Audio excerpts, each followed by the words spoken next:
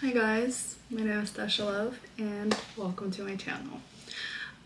I am such a perfectionist that I'm making this video without makeup in like random outfit that I picked out at the most random time of my life. I used to get ready to like make a video, I spent hours on it and I tried to be perfect. So this video is going to be about stopping to be a perfectionist and start living your life. Because perfectionists are pretty much people pleasers. And the first person that we try to please is ourselves. And our biggest enemy is the voice that we have inside of our heads that's like, oh my gosh, you're not good enough. You need to do this better. You need to be somebody that you're not for other people to like you. You need to like go and lick somebody's butt in order for them to like you too. And we're obsessed with being liked because we don't like ourselves. I struggled with it for many years, growing up in an abusive environment with a narcissistic mother, with narcissistic boyfriends, with narcissistic friends, with narcissistic people surrounding me until I decided one day that what am I doing this for? If I'm just getting abused, if I'm getting unliked, if I'm getting like in the world where we're so focused on likes, I was like, what are these likes for? Like, what do they give me? If somebody is like, oh, here, I liked your photo, I liked you, I clicked on your picture, why does that make me happy? It's just a quick little serotonin boost that doesn't give me fulfillment in my life, that doesn't give me joy, that stops me from being creative, and that stops me from sharing who I really am with the world.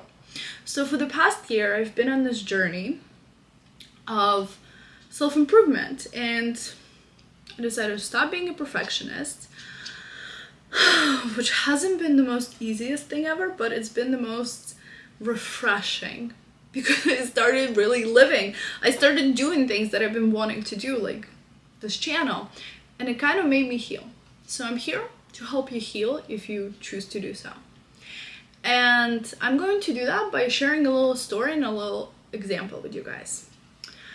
I'm watching a couple of dogs with my husband and they're really cute.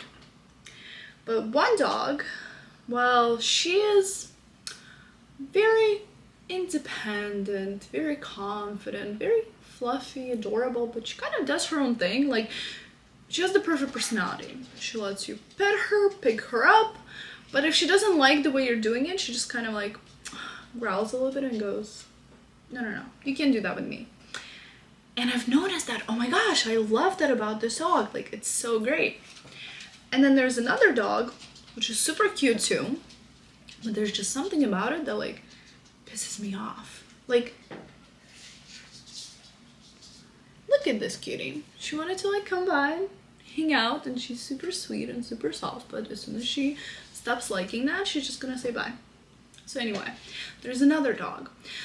And another dog, she's just like, she wants this love. She wants this attention. She's just like, please pet me. Please don't leave me. She looks at you with like this eyes. She's like, please don't leave. And normally, like when my saving complex would have gone off and I would have been like, oh my gosh, I need to save you. I need to pet you 24/7. I'm gonna show you love. Now I'm like, what? Like, you are loved. You should just feel confident and comfortable in being loved. And I've realized that she's this way because she grew up in an abusive environment where this dog, she was like loved. She was just given love from a young age, and the other dog is from a shelter. So she constantly needs this reinforcement. Because when we grow up in like abusive environments with abusive parents and things like that, we constantly need that reinforcement of being loved. Because we're like traumatized. And we end up proving it to our friends because we don't think we're good enough. So in a way, I kind of used to be that dog and I became this dog. Now, I've realized that I want to continue becoming more like this dog. I want to just be independent, be myself, share my stories, be confident, without having this like energetic need. If you go deeper into it, because everything is energy, and I'm going to give you another example. Let's say there's people like Kylie Jenner that are so rich, and she just gets like expensive brand things for free.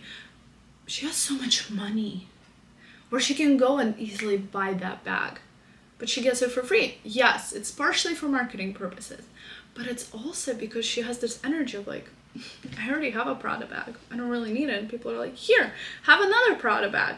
Same thing with food. If you're like going out to a restaurant, let's say like me and my friend, we go out to a restaurant, we don't want to drink at all. We're like, we're on the cleanse, we don't want to drink, we don't want to eat, we're good. And we're like getting a salad, then chefs come by us, like literally this has happened, and they're like, here, try the shots, it's on us. And you're like, I don't want to drink, because you've let this go, you let this energy go, and now the universe is just giving it to you. Because when you're in the scarcity mindset, when you're in a scarcity energy, when you're in the lack, the universe is going to give you the lack of it, because it's kind of just mirroring to you whatever you're feeling. And yes, it goes back to our childhood, but our childhood is kind of like a second layer. And we have this base layer, which you reach through like theta sessions. It's your kind of like subconscious mind and your higher self, which are there to, how do you say it, to kind of like connect you, to make you feel loved, to make you feel better. And it's kind of like a little hard drive in the computer that shows you who you truly are.